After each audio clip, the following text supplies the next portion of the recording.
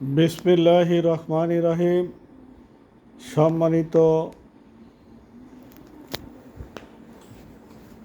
দেশবাসী ভাই ও বোনেরা, আজকে আমি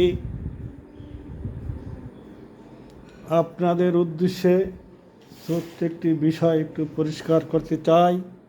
সেটা হলো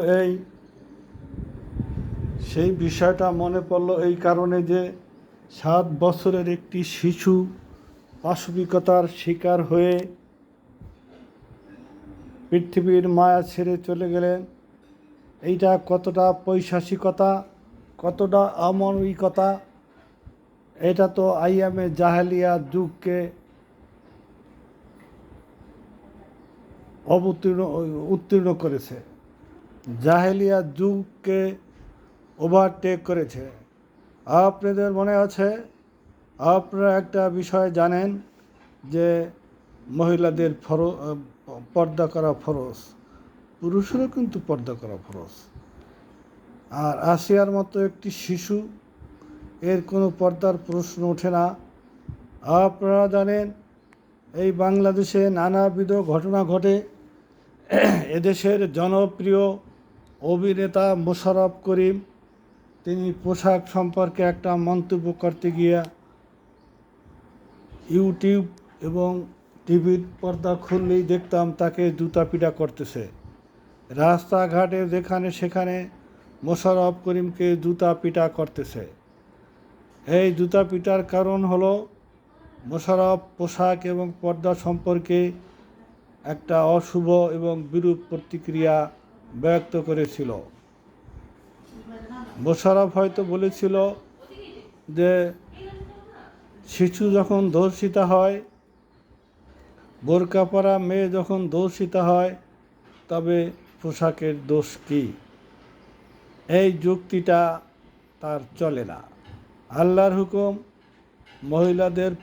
মহিলাদের জন্য ফরজ পর্দা করতে হবে, সেভাবেই তাকে চলতে হবে। হ্যাঁ, তবে আপনি যদি যুক্তি দেন এই আসিয়ার মতো মেয়েদের তো কোনো পোশাকের ত্রুটি ছিল না, এখানে মানুষ নামে কিছু হায়ানা, মানুষ নামে কিছু পশু থাকতে পারে, সবই যে মানুষ তা না। এই যারা পশু, যারা কুকুর, তারা যা পায় তাই চেটে খায়।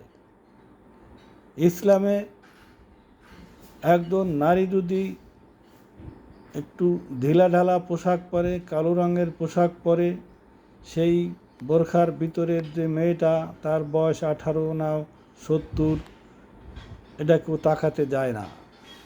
আর যদি পোশাকের একটু ত্রুটি হয়, তবে স্বাভাবিক 80 বছরের বৃদ্ধেরও ওই মেয়েটার দিকে নজর যেতে পারে, এবং সে যদি বদনজরির লোক হয়, তো ওখান থেকে একটা অশ্লীলতার সম্ভাবনা থাকে। তাই শিশু ধর্ষিতা হয়, বোরকা পরিহিতা মহিলারা ধর্ষিতা হয়, এই যুক্তিতে এটা প্রমাণ হয় না যে পোশাকের কোনো ত্রুটি নেই এবং পর্দা করা ফরজ নয়।